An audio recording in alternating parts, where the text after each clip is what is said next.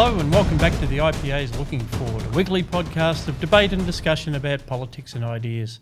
Today with my fellow panellists we'll be reflecting on one of the defining events of the 20th century, one that did so much to shape the world today. I refer of course to the fall of the Berlin Wall nearly 30 years ago on November 9th, 1989. What led to that remarkable event and the collapse of the Soviet Union just 2 years later? What is the legacy and the lingering threat of communism as an ideology and as a geopolitical force? But also, what do we now know about that fall that we did not know then? What did we find out as the archives of the Soviet bloc opened up, at least for a little while, and were exposed to sunlight? We learnt so much, and we'll talk about that today. That knowledge is also damning, not just for communism, but also for the intellectuals of the West who defended it for so long. And of course, we're going to spend some time on that. All that and more, and in our books and culture segment, we'll stay on the theme. We have some wonderful books for you today, including John Le Carre's Spy Who Came In From the Cold, David O'Leary's book on the real role Pope John Paul played in the downfall of communism, the German film Barbara, which Berg will talk about, and an absolute ripper called The Black Book of Communism, with all the history. I'm Scott Hargreaves, editor of the IPA Review. I'm joined today by my co-host from RMIT University, Dr. Chris Berg. G'day, Scott. And since this is such a massive historical event that's giving us our theme for the day, we have two wonderful historians, a resident historian, Dr. Zach Gorman. Hello. Great to have you back on Looking Forward. And non-resident, but no less valued historian, Dr. Richard Allsop. Always a pleasure to be here, Scott. Oh, it's great to have you.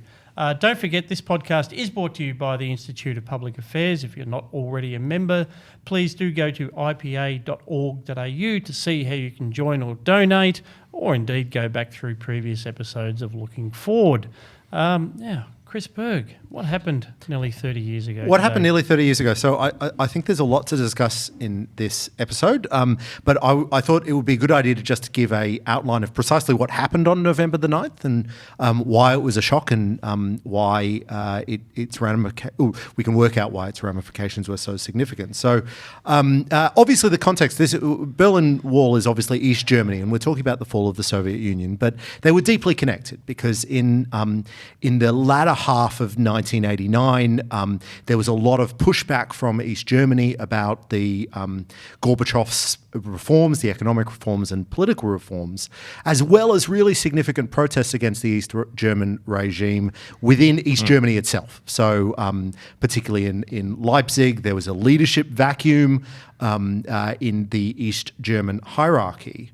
And in addition, the East Germany was really quite bankrupt, or at least had some serious budgetary crisis. And in that context, the East Germans decided that it could use the question of should people be allowed to emigrate to West Germany as a potential budget measure. So they were trying to tell West Germany, and they said this many times, West Germany, if you give us money, we will release more East Germans to West Germany, which of course was in West Germany's interest. In all that context, what actually happened was really mundane and very strange.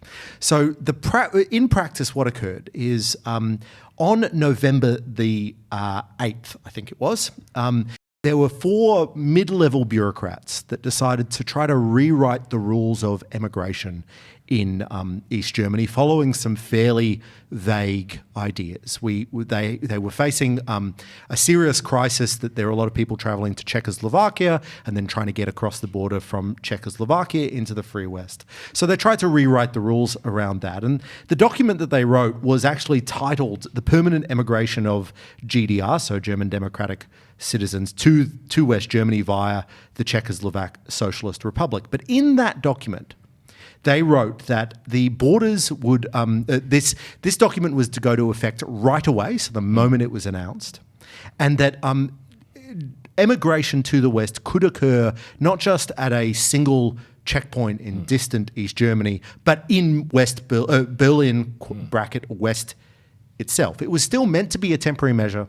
It was still meant to require permission from the government. You still couldn't bring money, but it was, and it was an easing of the rules, but it was still meant to maintain what they saw as border integrity. So 4 mid-level bureaucrats write this rule. The next day, it goes to the Politburo. So this is government by press release. Government, well, bear with me. So 4 mid-level bureaucrats write this rule. It goes to the Politburo, the full meeting of the Politburo the next day, and somehow it gets waved through, basically because out of neglect and disinterest. Mainly probably because the title that still referred to Czechoslovak emigration it remained as it was. So they passed it, and then they said, well, at the end of the day, after this Politburo meeting, we'll just announce all the things that we decided at the Politburo meeting. So this fellow called Gunter Schabowski had a particularly Western-style press conference that day at 7 p.m. And he gave a boring rundown of what had happened in the Politburo. And at the very end of it, he picks up this document, this thing written by these 4 mid-level bureaucrats, and starts to read it. He hadn't even read it himself before he read it in public to the rest of the world. And it basically announced that right away the borders were going to be open in Berlin itself. Thousands of people flocked to the wall. Eventually, border guards started letting some people through over the course of the evening. In fact, they let the worst people through, or the people that they thought were the most rebel-rousers, through first and secretly cancelled their passports. Then that became too much, and then they let everyone through. And then realising that, in fact, the consequence of this was to split parents from their children because it was permanent emigration, they started letting people come back in as well. And anyway, eventually, over the course of the evening, the border was down.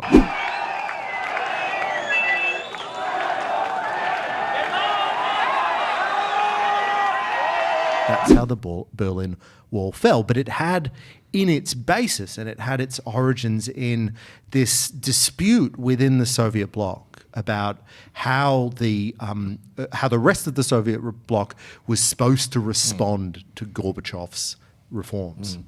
And I think that's one of the interesting things, isn't it? Because obviously you tend to think of the Soviet Union as this overarching hardline sort of power bloc. But in this case, the Soviet Union was pushing more towards reform, whereas the East German leadership, in effect, was more hardline Soviet than the Soviet Union had become by that time.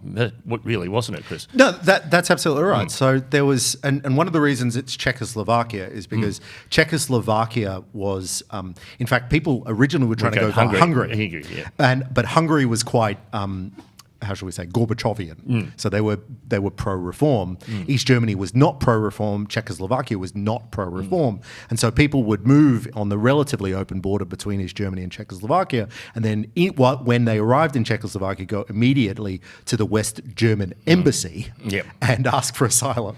So people were piling up in there. And so it's a crisis that came from, it manifested itself in East Germany, but it's a crisis that came from the Soviet Union itself. And Zach, how do you sort of see this relationship between the proximate cause of this complicated interdepartmental bureaucratic machinations about border and the more deep failure of the Soviet system? Yeah, well, that's the sort of the two things going on at the same time. So why does communism fall? Ultimately, certainly as classical liberals, we like to look at the economic argument and how the command economy ultimately couldn't function so much by the late 70s, early 80s. So much of the Soviet Union even staying sort of fiscally alive at all was just based on oil exports. And obviously this is the time of the great oil crisis. You have something like, I had statistics that it was something like $120 a barrel for oil at the start of the oil crisis, down to $24 a barrel for oil. So the entire sort of economic system of the Soviet Union that wasn't working well internally itself to begin with, but was being propped up with this Western cash. That Western cash dried up, and then they had to start asking real deep internal questions, which is where you start getting these internal reforms with the USSR. But it's one thing for these economic crises to deepen and for that to sort of undermine people's faith in the Soviet government.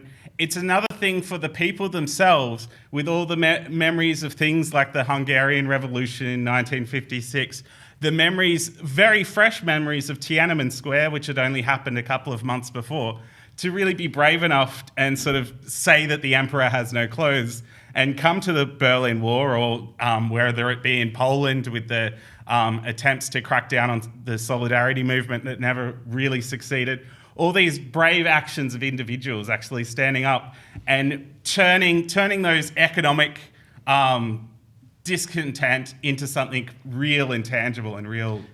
That's one of the really interesting things, and I think later we should talk about the comparison with China today. But what was really interesting, so the book I have to recommend on this actually is called The Collapse. It's by Mary Elise Sarot, and it's a really close reading of precisely what happened across East Germany and Hungary and Czechoslovakia in the months leading up to the fall of the wall.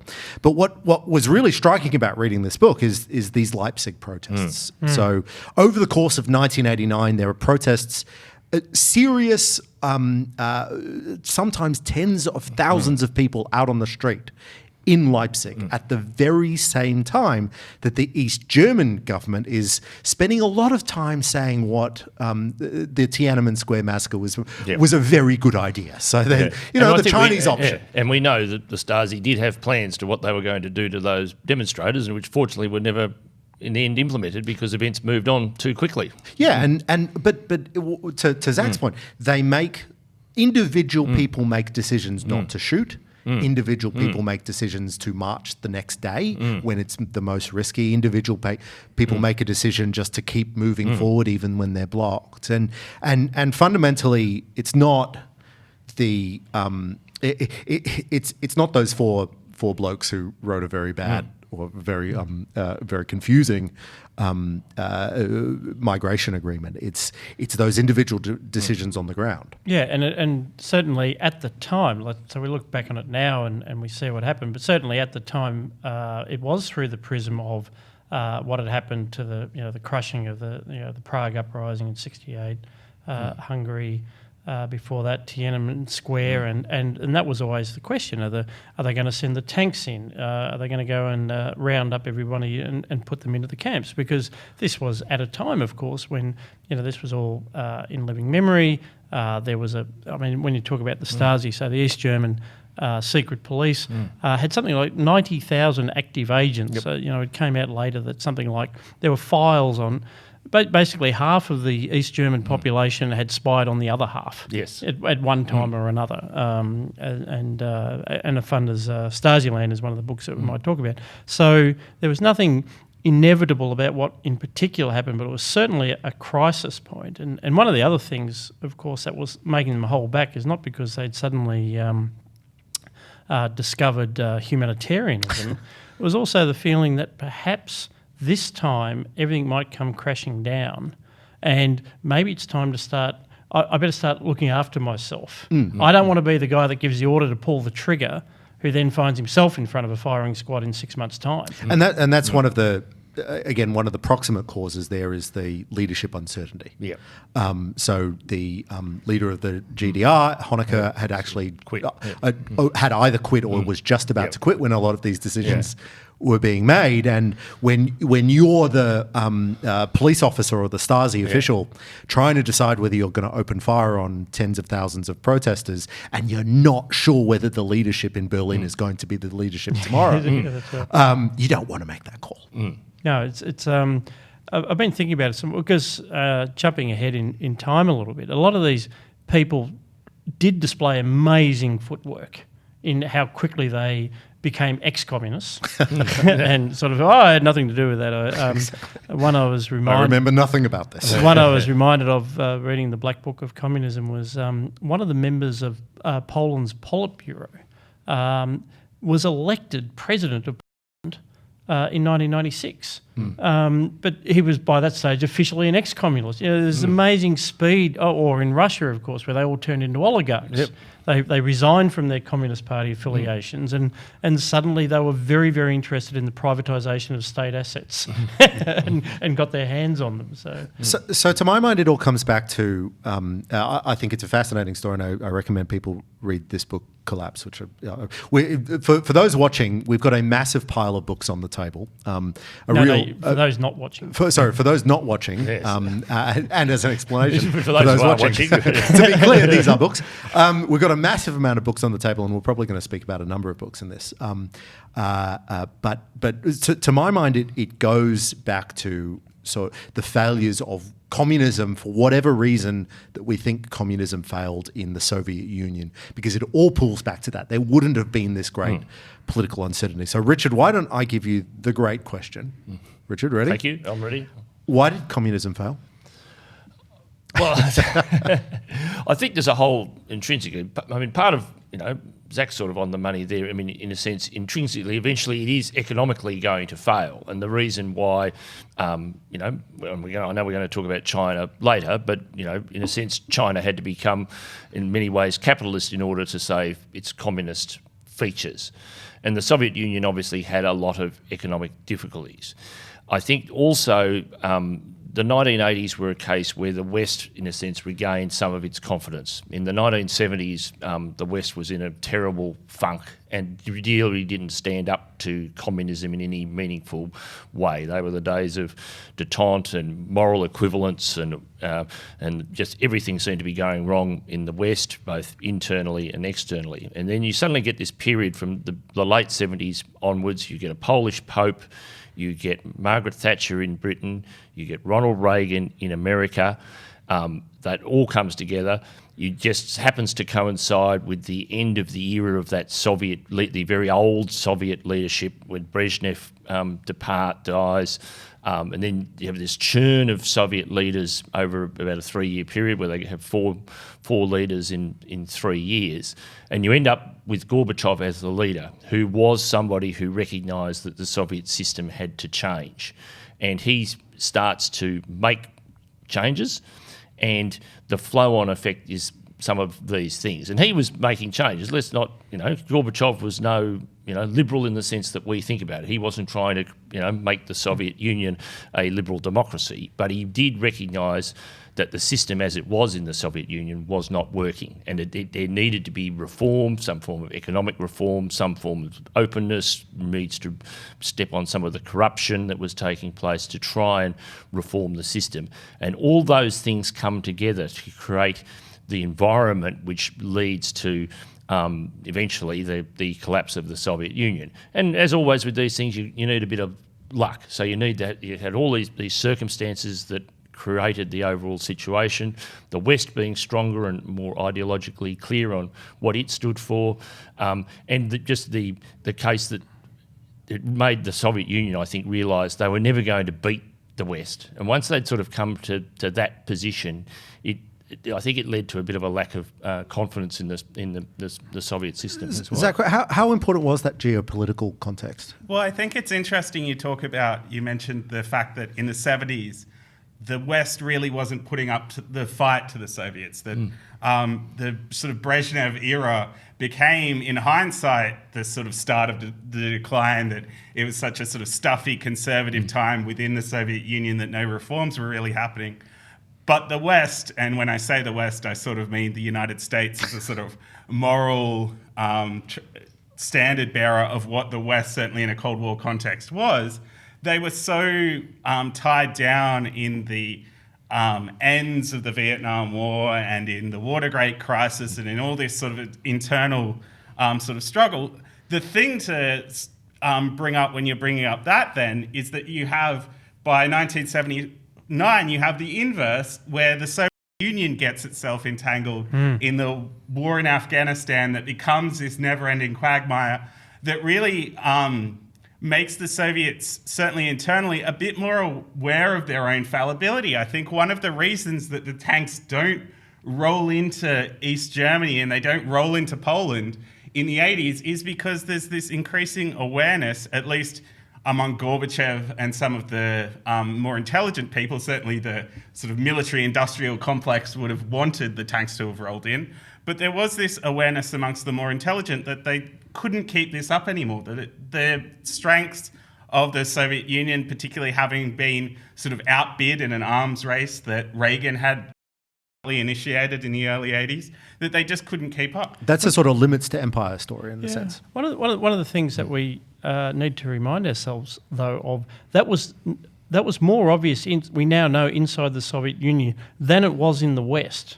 So famously, even while Reagan was essentially running a grand strategy of renewing the nuclear arsenals, trying to station new missiles in Western Europe, and really increasing defence spending, so taking the great game up to the Soviets, the CIA was still advising Reagan and the rest of the government that the Soviet economy was extremely sound. It was growing at 4% GDP per year. So the only people in the world that believed that communism was working or Marxism was working as an economic enterprise were leftist communists in the West and the CIA, who were believing the numbers that were being officially published by Eastern Europe. So we now know all this, but it wasn't necessarily obvious at the time. Yeah, so there's an interesting, one of the other books I read in preparation for this, again, a magnificent book called The Struggle to Save the Soviet Economy, and I learnt a lot from that book, but one of those is there was always the assumption in the West and amongst Western policymakers that the CIA was making estimates of the GDP and economic activity within the Soviet Union. There was always an assumption that there was another set of books that were more accurate in the Soviet Union. Turns out there wasn't. Turns out that the CIA's estimates are actually probably pretty good, and they're in many ways superior to the sort of inputs that the Soviet leaders themselves were getting as well, which speaks to the question of so there's the geopolitical context, right? And there's the role of individual human liberty and the desire for freedom that is really fundamental to this. But there's also just the basic problems of running a communist society for 70 years. And as I see them, there's sort of two, not mutually exclusive, but there's two interpretations of why the Soviet Union didn't function as well as its supporters would suggest. The first interpretation is the sort of Hayek idea that they didn't have enough knowledge about the economy itself. There was no price system. They were allocating resources by fiat from the Politburo, and there's some great stories about how individual allocations to individual factories had to be decided in the Stalin era by Stalin himself, because no one wanted to make the decision. An economy like that just doesn't function. The second interpretation is more that it's not so much that there was a Hayekian information problem. It's just there was just a lot of rent seeking, and there was a lot of politics that led people to be corrupt and to steal resources. So when you say X amount of rubber should go to factory number 12, people will just take 30% of that rubber and sell it on the black market. Richard, how do you sort of think about the internal failings of the Soviet Union in that economic sense? Well, I think obviously it was. Any command economy is not going to be as efficient as a market economy. I mean, I think that's a very basic fact. But I mean, I think some of this has only become evident in hindsight, because certainly as somebody who lived at the time, it certainly wasn't a narrative in the West that, I think most people accepted that the West was more prosperous, but there wasn't really a sense that at the time that the Soviet economy was in any sort of crisis. Their living standards were not as high as living standards in the West, but there wasn't that sort of general view. And there were stories that came out that there were shortages in the shops and people had to queue to get things. But Western economists, sorry to interrupt, but Western economists, many actually projected that the Soviet economy was growing faster. Well, and that's the thing, because anybody who likes planning as a concept tended to like the Soviet thing, because they had 5-year plans and so forth. That's waste. So clearly, that's for those people who believe that planning is better than a market economy. That's obviously something that they would think was going well.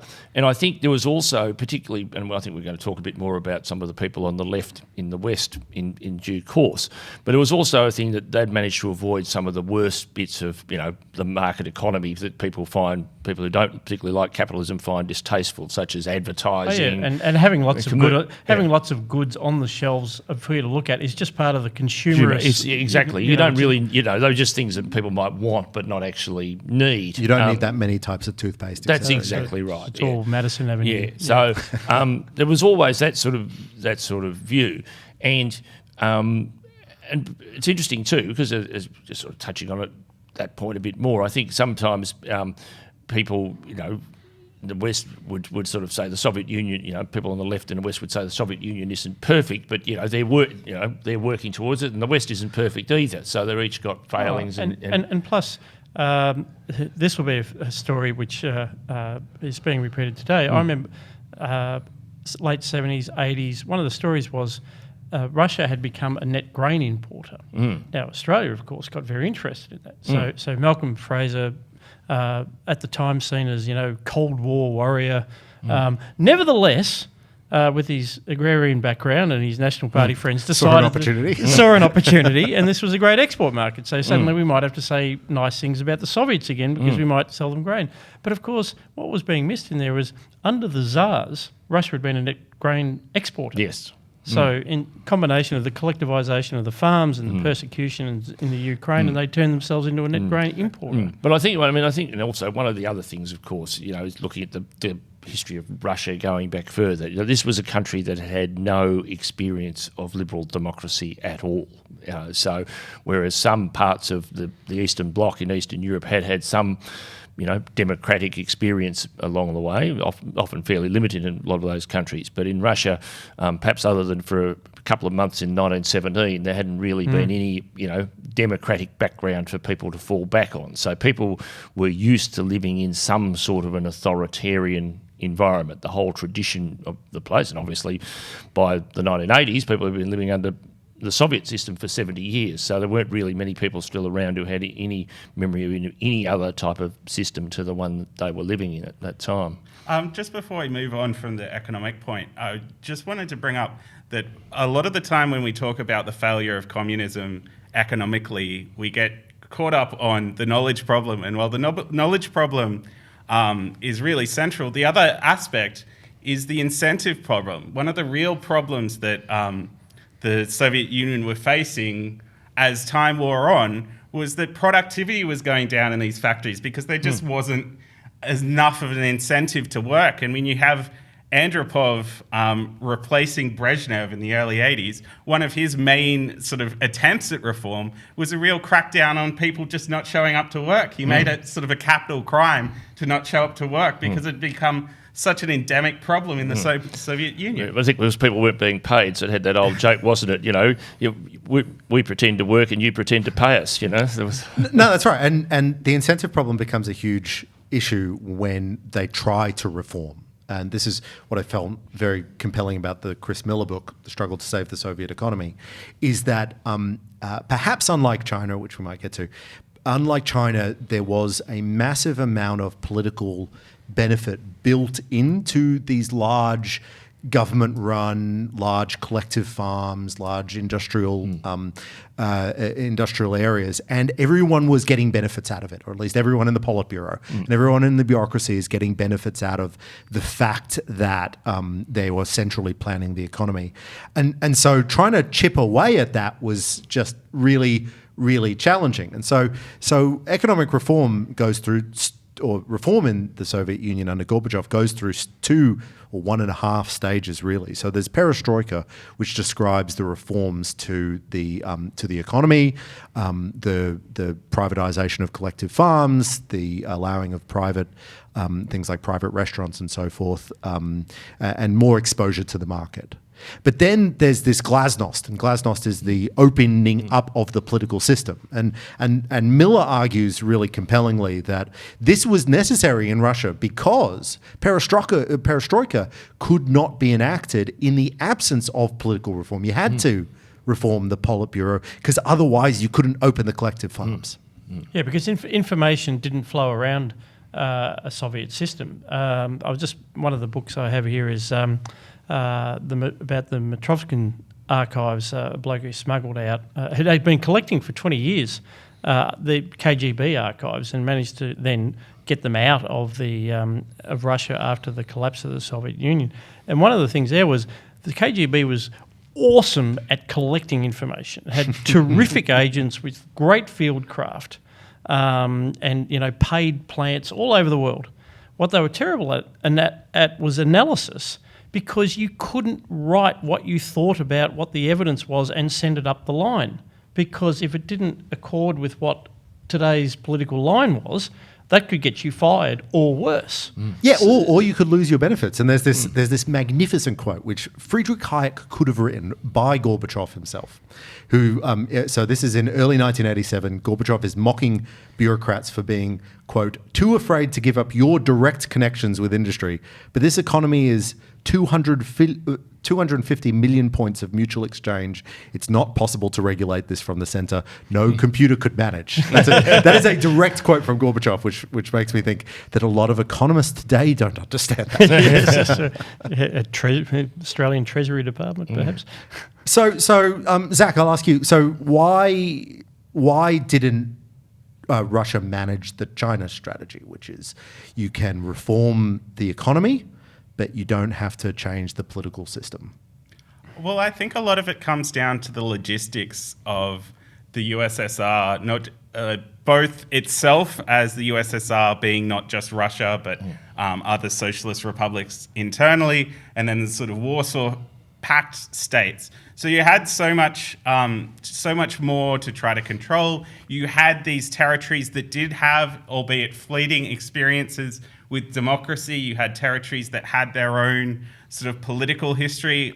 Poland, for instance. Yes, certainly Poland, and I don't want to get too much into Poland because I'm going to use all my material for my culture pick at the end. But yeah, definitely that Poland is very much considered to be the sort of political spark, that the economic internal economics might have been going just as bad as in Russia as it was in the rest of the Soviet bloc, but certainly as far as the inspiration to stand up to the Soviets and sort of have that emperor has no clothes moment, that happened in Poland. And you see that today in China, that the areas that they really struggle with are those parts that are culturally distinct from China, are Hong Kong, are Tibet, and these sorts of places. Yeah, and I think that's exactly right. And China's got far fewer of those places than what the Soviet Union had. The Soviet Union was really an empire of a whole range of different places, and obviously they just didn't take the decision.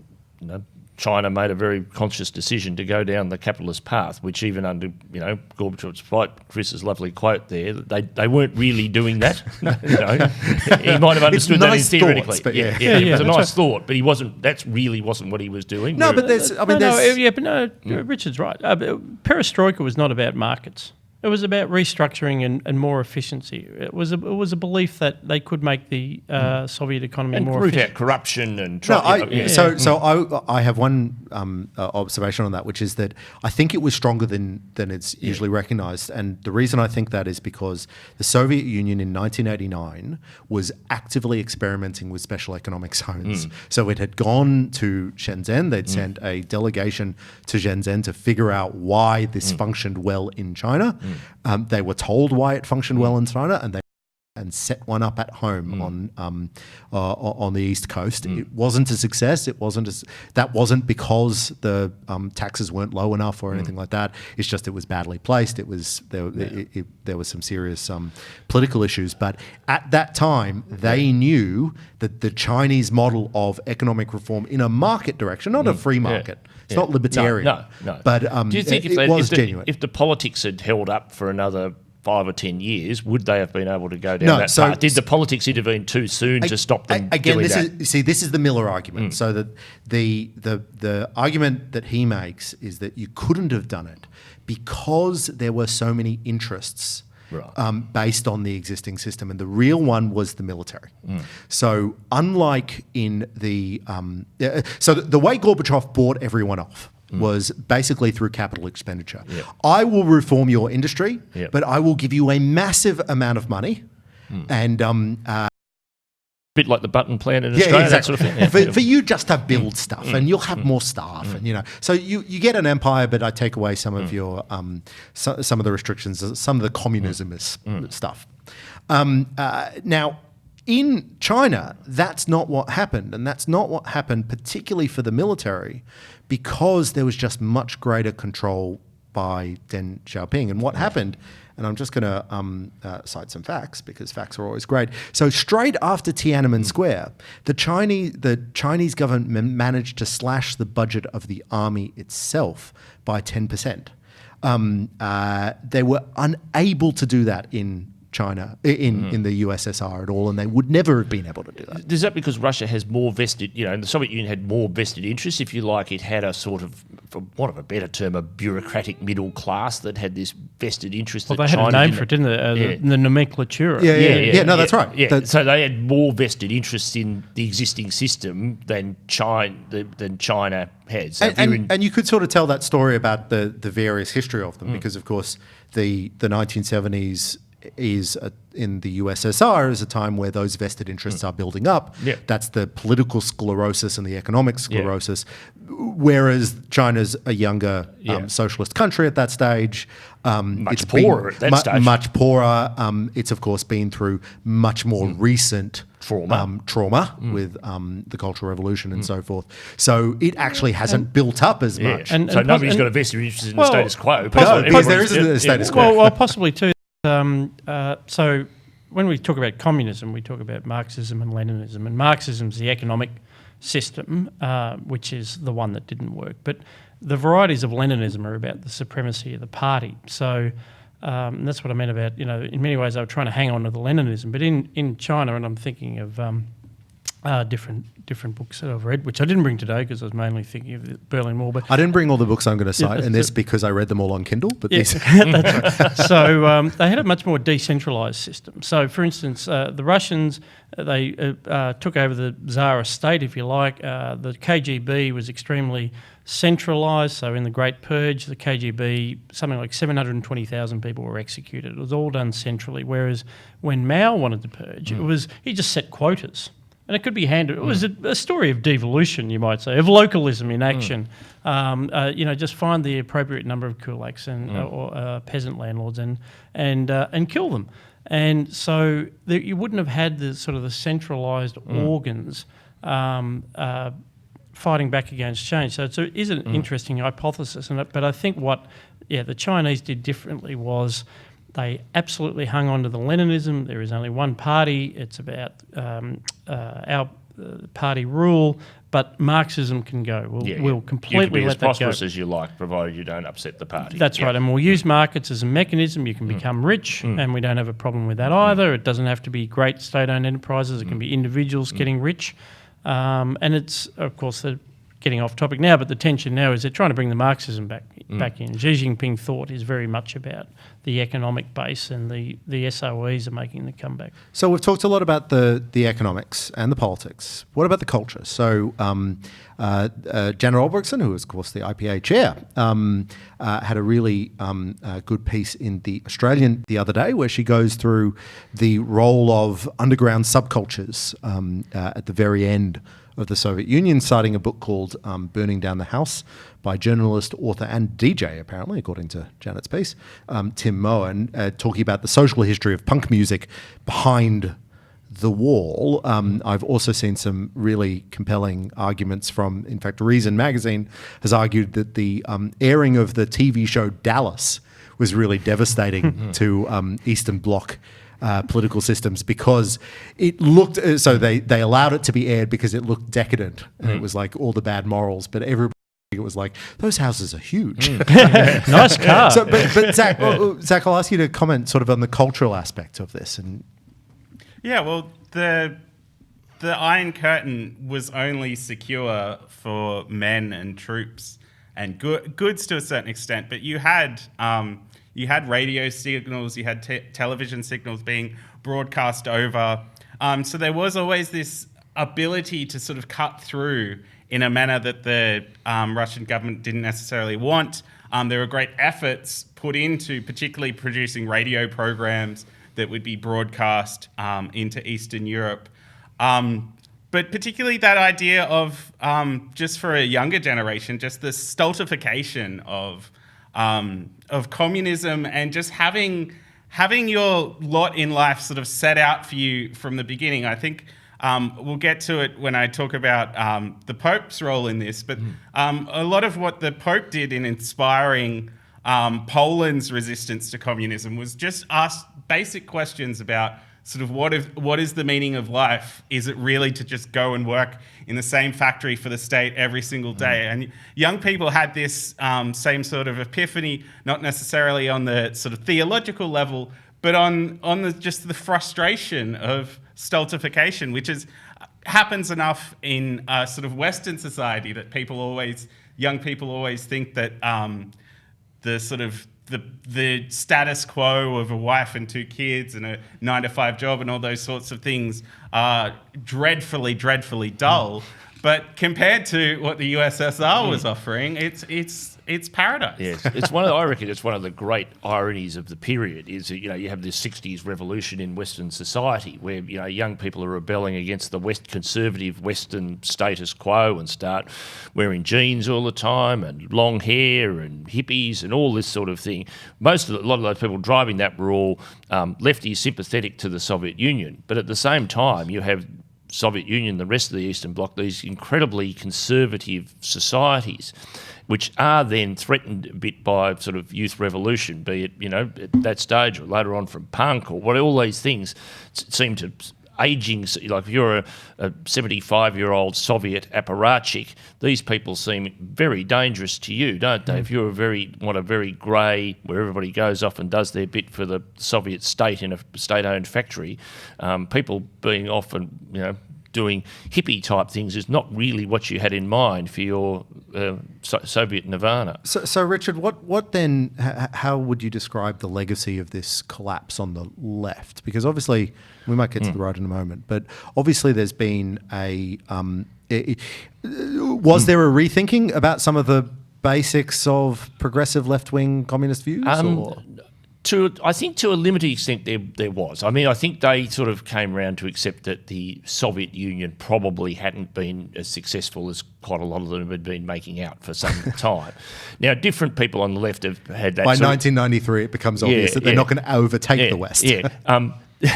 Different people on the left have that sort of epiphany at different stages. Some, in Hungary in 56 or Czechoslovakia in 68, or at different times, sort of the penny drops. But I think for a few more people, the penny sort of dropped that the Soviet Union was not a successful society.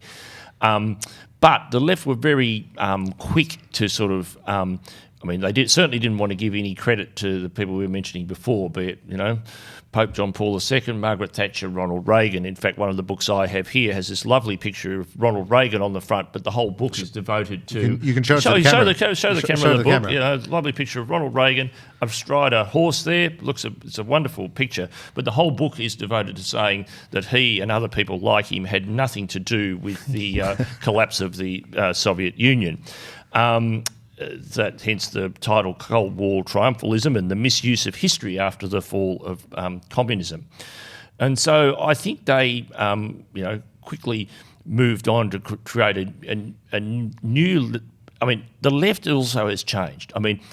When you think about the left up until the 1980s, a lot of it was, whether explicitly Marxist or not quite Marxist, was material, in the sense about the material condition of working class people, which is what communism was meant to address, to ensure that working class people had a good material standard of living. We know that didn't work on that ground, but that's what it was. The idea is they get richer. The working class people get richer. That is not a big preoccupation of the modern left, really, is it? Economic growth is not there. Is not really their thing. So the left moves on into this whole different range of sort of issues, some of which were part of the left agenda at that period. Things like racism, and I think we should also, I think it's interesting that apartheid collapses around this same time too, which I think is an interesting point as part of the sense that this was exciting times around here, that, authoritarian regimes of all sorts were collapsing as well. So if you were somewhere in the broadly liberal centre, whether you thought Soviet communism was worse than apartheid South Africa or vice versa, we could all share in this sort of project thing. But I think you're being altogether too kind to the left. Well, I'm talking about the much softer left when I'm talking about. But I mean, the general left, I think they... I don't think there was anywhere near enough of a reckoning. No, I don't think they're for the position that they'd taken throughout the Cold War. Yeah, and I think they just moved on to their other preoccupations. Well, but that's the point. But they just moved on and were allowed to move on. So the link between pre and post is the ideal of the left is still egalitarianism. So I think their preoccupations, I think, have changed. I mean, they've always been good at moving on. Like, Khrushchev denounces Stalin, and most of them sort of agree with that. And there's a few. Communism's not the problem; it's Stalinism. Yeah, Stalin's the problem. Or and I don't hear too many people on the left going around saying what a wonderful leader Brezhnev was, for instance. that's not a big part of the modern left agenda. But that was part of the issue. So let's say Khrushchev, he denounced Stalinism, but that was the time when they shifted the focus, say, to fomenting revolution in the Third World, in South America, and supporting Cuba, and Cuba went into Angola, and But I reckon the big change that happened on the left in this that is very indicative at the time, it's environmentalism. So environmentalism doesn't fit that egalitarian model. It's a totally different thing, and the Soviet Union was terrible at it, just abominable at environmental protection. In fact, such as Chernobyl, which was sort of Chernobyl's one of them. But there's I was reading, in fact, last night,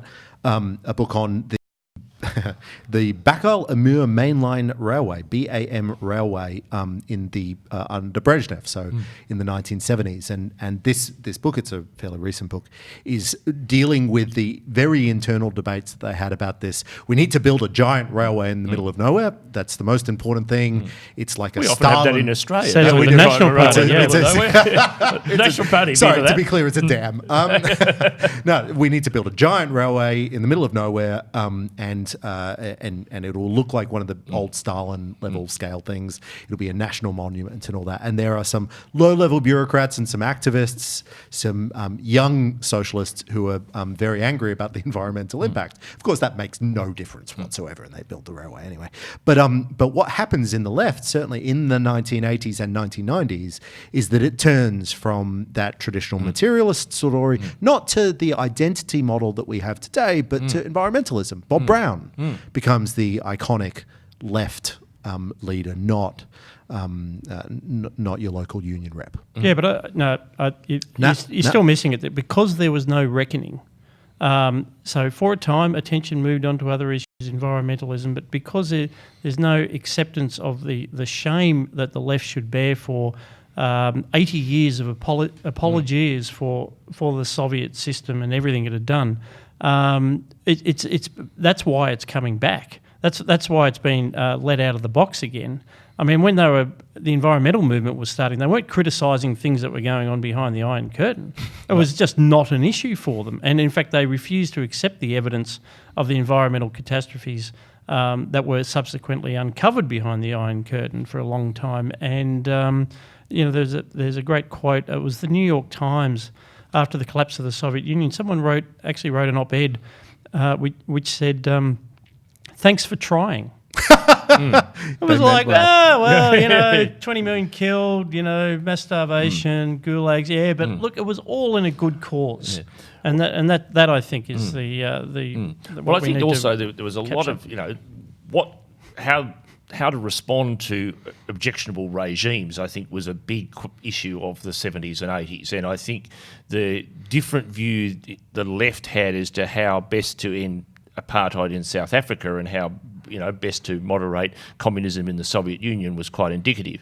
With South Africa, the policy was obviously complete isolation would be the way to bring them to heel, whereas generally with the Soviet Union was the more engagement, the better, and nicer things will become. So there was obviously you might be able to create an argument to say why you should have different strategies for the two, for being tough with one and sort of moderate with the other. But it certainly, at least on the surface, that's a striking inconsistency. Zach, so that's the legacy on the left. What's the legacy on the free market liberal right? Or it's obviously the case that so much of our politics is based in a sort of coordinated around the debate about the Soviet Union.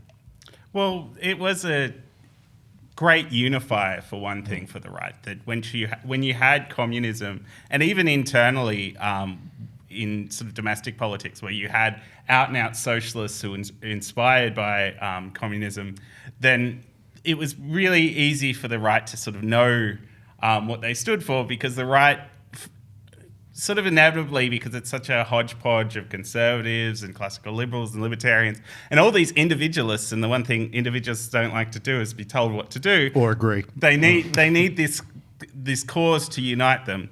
I do think there is an extent to which the lack of an opposition has made certainly the sort of pro-capitalist side weak. You had the irony is that the 80s were the great decade of economic reform as far as pro-capitalist economic reform is concerned. And that played, however big a part you want to assign it, in bringing about the fall of the Soviet Union, because it accelerated this sense of competition and it really highlighted the extent to which they were falling behind. We haven't had that level of economic reform anywhere in the Western world since. Something has not been right. Without that enemy, we just haven't been able to inspire people in the same way. Yeah, I mean, does that sort of... What strikes me is what's going on here is that we're now in an environment where it's not clear that the anti-communist bond between the sort of centre-right and even centre-left in some ways, and the conservative or the liberals. And so that bond seems to have fallen down. Now we also have a resurgent democratic socialist movement, so there seems to be on the left some revitalisation of that. And it's very different too, because all through that period, the post-war period up till the collapse of communism, particularly say in the Labor Party in Australia, you had this significant divide between the pro-communists in the Labor Party, the fellow travellers, and the right in the Labor Party. So if you talk to older people in the right of the Labor Party in Australia, most of their defining thing is their anti-communism. That's their defining thing, and they were on the absolute front line of fighting names like Robert Ray and Paul Keating, Graham Richardson, even. They were in the Labor Party to fight the communists, to fight the Geetsalts and the people like that, who history has shown were genuine fellow travellers. And then, hence you had, like on university campus, there's these incredibly broad coalitions of people fighting the left on campus, from this people in the Labor Party right through all the different people you might broadly associate with the right through the, Bob Santa Maria's people on campus, to libertarians. And when you think about it, on most things, libertarians and followers of Bob Santa Maria don't have a lot in common. But on that, they were very much on the same page in fighting communism. And I think that's the one thing that united a whole lot of people, and that's really broken down now. So now when you're talking about, democratic socialism in a mainstream left party, you don't have that identifier of it, that part of that agenda might be being virulently anti-communist, because they don't have to define that so much, do they? That's not part of the debate. So where their policy falls doesn't necessarily have to be defined by whether they're anti-communist or not. But there is an example of a very large, quote, socialist country in the world right now, which is of course China. Why doesn't the existence of China and what's going on in China immediately rebut this sort of soft communism, soft socialism, quote, democratic socialism? because I don't think I don't think modern day China is the ideal of the democratic socialists in many ways, because No, but was the Soviet Union? I mean, if you were an American communist, and let's say you you lived in New York, would you genuinely, and you've got your own newspaper, and you sort of and you go down to the, I don't know, you do spoken word poetry or something like that. But obviously, you're not looking at the Soviet Union and going like, "That's perfect. This is ideal." because you're probably a Trotskyist, Well, that's true. Yeah. That's true. Yeah, and that's a Leninist. Obvious difference. But why doesn't what is happening in China right now give us a very clear reason to disdain socialism? I think it's ultimately multipolarity. It's that for all the rise of China and the concerns we're getting now, China has never been the enemy in the way that Russia was the enemy. The entire global discourse was set up around the USSR versus America. And even today, you have the legacy of the fact that so many people in the Democratic Party, for example, are obsessed with the fact that Russia is still the enemy. China is not the bogeyman. China is not about to start a domino theory effect. Certainly, that sort of stuff is starting to brew to the surface now, and things might change in the next sort of 10 or 20 years. But certainly compared to, I don't think the world has ever seen a period in which it was defined globally by two powers to such an extent. Yeah, and if you were a country in that world, you were on one of the sides. Yeah. And that's one of the other things that's changed. I mean, your question is about legacy, is that Europe moved inwards. So the great legacy of the fall of the Berlin Wall, which is what we started our program with, was the reunification of Germany. And as soon as that was on the table, that was all the Europeans wanted to think about. So the French, being invaded 3 times in the course of 80 years by Germany, It focuses the mind. It does a little bit. So then the entire game was, well, what are we going to do to counter this resurgent Germany? Well, we must have an even more powerful EU to counterbalance. And we had an article by German-born economist Oliver Hartwich in the IPA Review recently where he was talking about the birth of the euro and tying that right back to some of the deals that Helmut Kohl did at the time. So the economic miracle that had been seen in West Germany, founded on a strong currency under the Bundesbank, Helmut Kohl threw that under a bus. Absolutely inexplicable that he would allow a European central bank to be formed and destroy that sound finance which had undergirded Germany for so long. Inexplicable, other than this was the trade-off for allowing them to reunify with East Germany.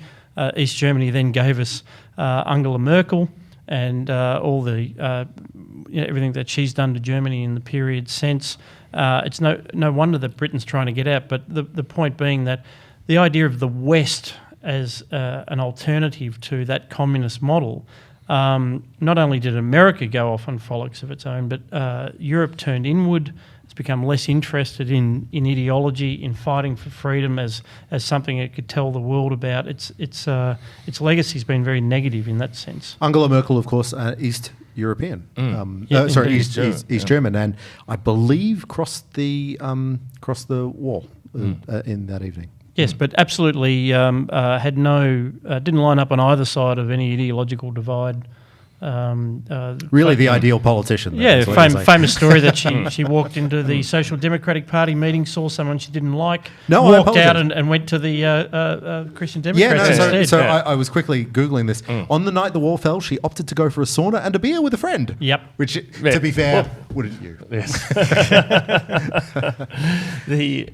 I think one of the things we always tend to think of at this period is, the whole end of history thing that the fall of the Berlin Wall and the collapse of communism was going to bring in. And I think there is an argument to say that, certainly in terms of the 20th century, we had more cause for optimism in the 1990s than the decade of the 20th century, without doubt. The world seemed to be improving by the 1990s, both within all the reforms that Zachary was talking about before in Western countries, which seem to be heading in the right direction, the fall of communism, the fall of some other authoritarian regimes such as apartheid South Africa.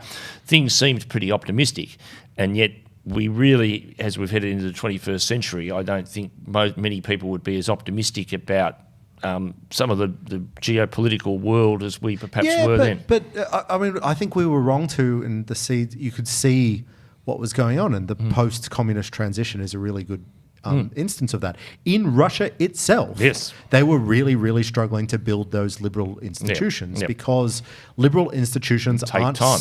Well, they either take time or they just don't build themselves. They're really hard to import. They're really hard to construct. They do get constructed, and got really good examples of free and successful economies where those liberal institutions have been built, like Japan and Germany.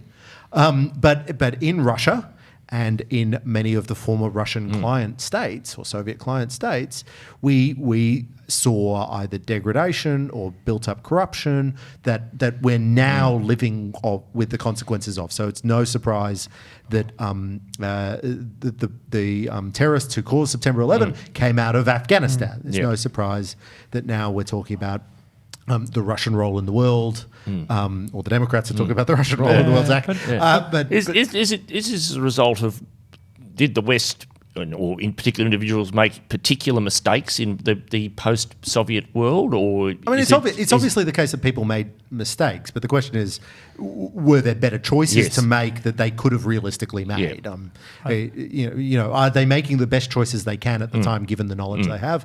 And I think we made a lot of mistakes about transition because I think we thought a couple of things. We thought that we knew how to build new societies.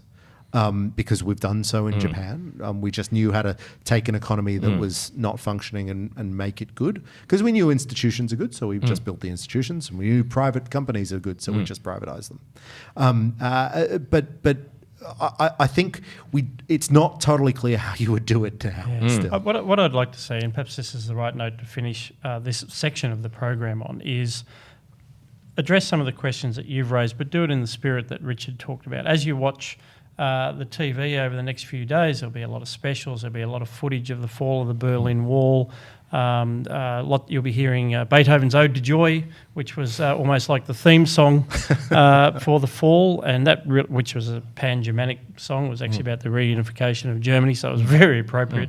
As you listen to that spirit, joy it was to be alive. A little of that spirit would go a long way if we could actually get back to that whilst addressing some of Berg's questions. No, that's absolutely right. But we have reached that section of the show where we're going to reflect on various books and movies. Strangely enough, that have something to do with the fall of the Berlin Wall. Theme, so there's no let-up. No let-up on this theme. Communism theme today. Communism theme. Who wants to start us off? I'm happy to start. So I was looking around for, so I mainlined a number of books on this program, which I've named, but I was looking around for a Berlin Wall themed movie, and I watched Bridge of Spies again, which is pretty good. Goodbye Lenin, of course, is an excellent movie as a sort of comic movie, and The Lives of Others, which is a much sadder. Brilliant. Yep. Brilliant, but much sadder and much more demoralized. The movie that I actually ended up watching was a German film called Barbara. It was filmed in 2012. It's a sort of slow burn movie. It's a very quiet, slow realism, I think the genre is called. But what it's about is a woman who's a doctor in East Germany, in Berlin. She applies for a visa to leave for West Germany. And as a result, she gets incarcerated because they don't like this idea, and then she gets sent to a rural East German village to be a doctor in a small hospital there. She has a West German lover who tries to get her out. She's constantly harassed. Her apartment is searched every time she goes out for a couple of hours, and all sorts of bodily searches as well. So she lives a really awful life. But what it really brought home to me is that sort of mundanity of living in a dictatorship like that, particularly when it's not like you're a dissident. It's not like you're not Alexander Solzhenitsyn. You're not trying to launch a political party for freedom. You're just wanting to leave. You just want to have you just want to have a quiet life in a better country. In fact, your own country that's just been split. But it's a very good movie just to underline the sense of oppression. We say the word oppression a lot in a lot of contexts, but just that sense of heaviness about state power in experienced in the 1980s in Germany. Happy ending? I don't want to say. Sorry, mate. That's right. We're spoiler free. No, you're right. It's the small lives. So think of the millions and millions of people who lived with it. Actually, I might have a go as I reach for my book. I'm going to talk about the Black Book of Communism, which is very, very large, a multi-author volume, which I can't claim to have read all of, but it's a landmark work that was put together.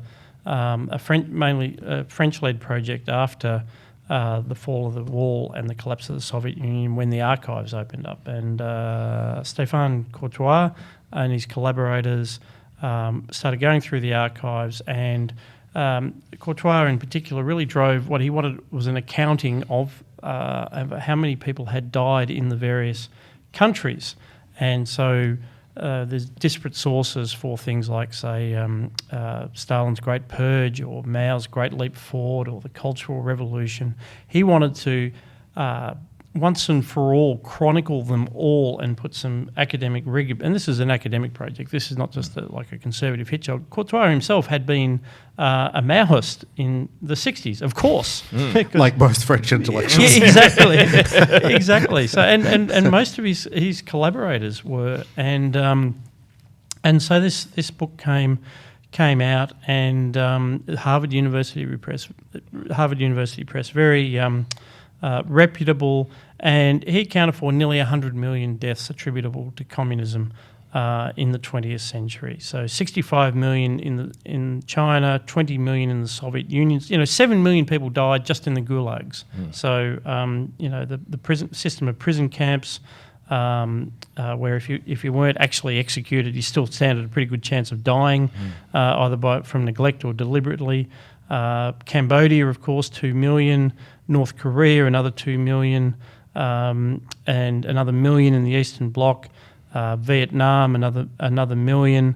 And so this was a landmark. It was fated by, say, Anne Applebaum, who's a great Sovietologist, historian Tony Judt. Anne Applebaum, author of The Magnificent Gulag. Indeed, as well. Indeed, which I think was... Is that on the table? And also Famine, which was reviewed recently in the IPA review by David Cragg.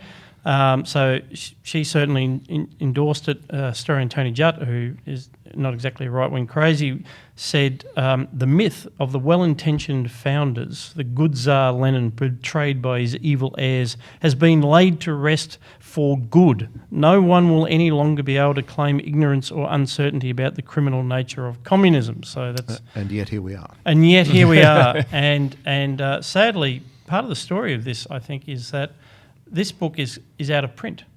It's and in fact, one of the IPA staff members, who's currently enrolled at a university, went on a mission. I said, "Well, it's hard to find online, but just go and grab a copy out of the university library." Guess what? There wasn't one. Wasn't it in the anti-communist section? No, strangely enough. No, they couldn't fit them in for all the books on imperialism and colonialism and intersectionality. And so in the entire Victorian interlibrary loan system, there's one lonely copy sitting at Federation University. Well, not anymore. You're holding it. But I have it here for the moment. We will have to give it back. So for all the eager students out there, you'll have to get it. Just wait for Scott Hargreaves. So credit to Federation University. But I think that's part of the why I was so passionate about the lack of a reckoning here. That there's just a desire to forget and not confront the horrors of that past, and to deny that this was real existing communism. It was just a Stalinist aberration. So I think we need like a comic book version of the Black Book of Communism very soon. Maybe that'll be an IPA project. So I did Liberating a Continent, which is a documentary that won a bunch of awards. I think it swept the Mexico Film Festival because good Catholic country liked it a lot. And it's on John Paul II's role in the fall of communism. As a historian, I generally am a bit averse to documentaries because they have to say everything in brief and you can never get that sort of level of detail. But there's a time and a place for them, and particularly with modern history like this, as someone who wasn't actually alive when the Berlin Wall fell, has no living memory of these sorts of events, the value of being able to use this real footage and real interviews with people who are still alive is really good. And while I may have no living memories of the fall of the Berlin Wall, I've got plenty of the Pope because my nana, her entire house was plastered in images of Pope John Paul II. My nana's now 96, she's still going strong. I don't think she's updated the photos of the Pope, which is probably for the best considering the current Pope. It's been downhill ever since. But this documentary is really good. It obviously goes a lot into the role of John Paul II and how his first visit to Poland in 1979 really inspired first the solidarity movement in Poland, but then sort of the dominoes coming out of Poland as far as people in Eastern Europe starting to question the Soviet regime. And it was just a sort of force out of nowhere that there hadn't been a non-Italian pope for some 450 years.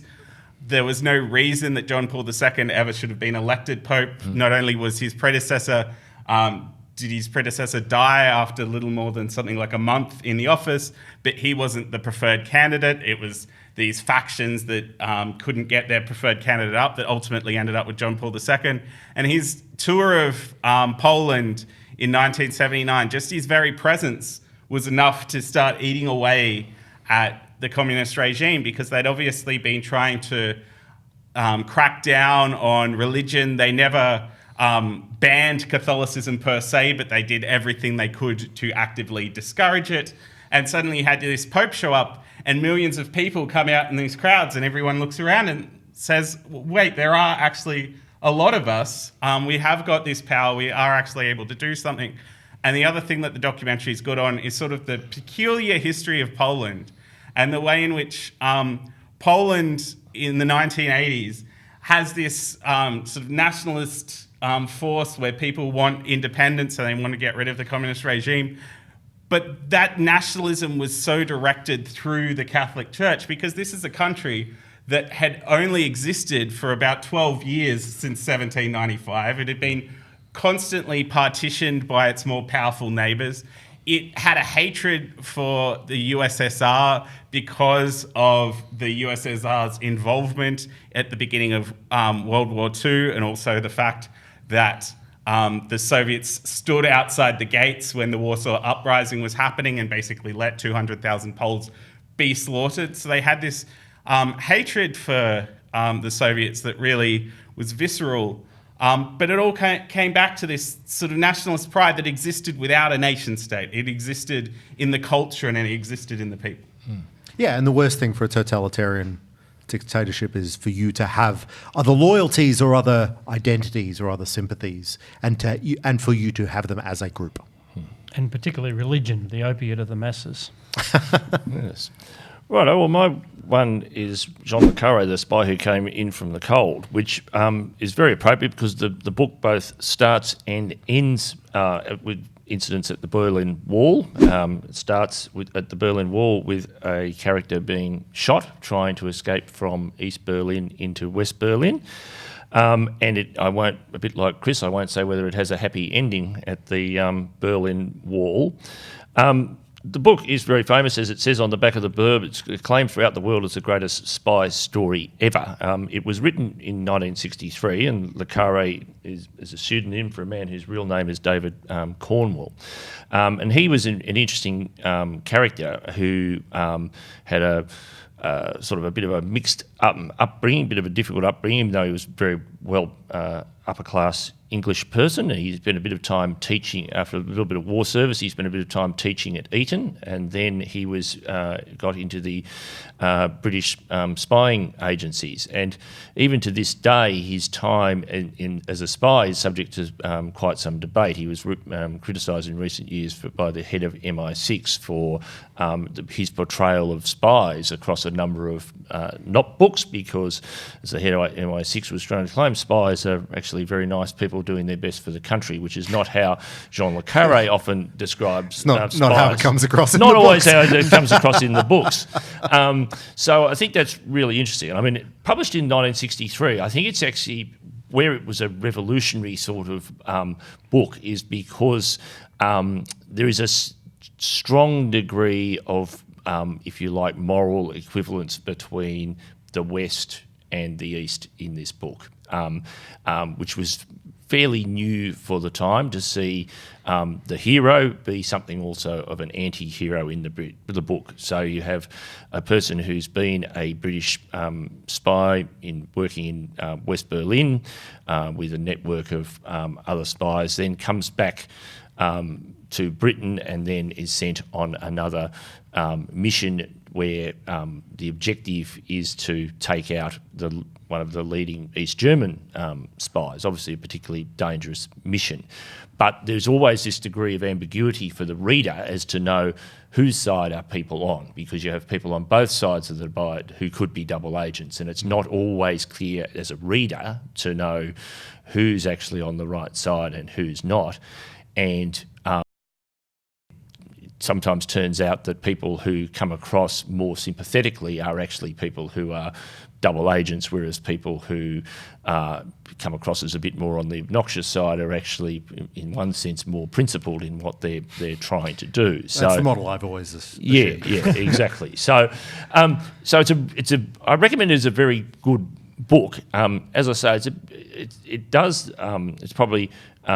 Bit too much moral equivalence Well, that's for the liking of many of us. Yes, exactly. And I think that's the point. And I think it's really significant because that sort of became a bit of the model then going forward for the rest through the 60s and the 70s and beyond, as you would argue. And Le Carre is still going strong. In fact, he's just had his 25th book has just been published and is getting reviews at the moment. And if you read any of the interviews with Le Carre at the moment, he's a very angry man about some of the more recent developments in the Western democracy, as in the UK where he lives, and also in the US. So Let me guess, he's a Remainer. how did you guess that? What do you know? Was it the teaching at Eton, or being a writer? Which was it? Gave it away. Yeah, well... Yeah. Anyway, so but as I say, very important book at the time because of the impact it had, and certainly a very powerful book with as I say, highly appropriate given this discussion of the Berlin Wall, because while most of the book is set away from the Berlin Wall, it starts and ends with stirring looks incidents. admirably about the right size too. It is about the right size. It's not too bad, and you'll be pleased to know I've had this book on the shelf for many, many years. I think this is an edition that came out in 1979, so it's a historic sort of thing you can knock off on a lazy Sunday afternoon. That's right. Thank you for that, Richard. You've been listening to Looking Forward, which is, of course, a production of the Institute of Public Affairs. If you want to access our research, listen to previous episodes of this podcast or other podcasts such as Yipper, the Young IPA podcast, or to join or donate, please do go to ipa.org.au. A big thank you to our panellists today, Dr. Chris Berg, Thanks, Scott. Dr. Zachary Gorman, Cheers, mate. Dr. Richard Allsop, Thanks, Scott. and me, Scott Hargreaves. No doctor. Just Mr. Hargreaves. Need to work on that. Big thank you also to our producer for today, Josh Stranger. We'll be back with more Looking Forward next week.